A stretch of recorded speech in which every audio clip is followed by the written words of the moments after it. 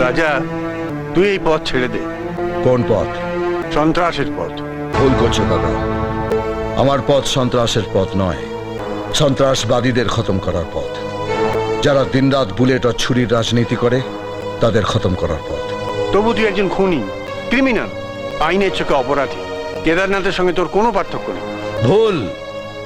সাপের বিষ মারতেও লাগে, আবার বাঁচাতেও লাগে। মারার কাজটা তোমরা করো, বাঁচানোর কাজটা না হয় আমি করলাম। কিন্তু যতদিন না আমি কেদারনাথকে খতম করছি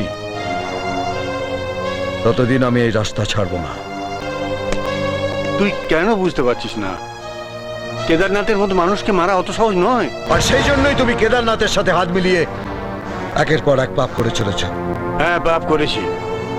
প্রথম পাপ করেছিলাম যখন তোর বাবা চিকিৎসার জন্য টাকার দরকার পড়েছিল।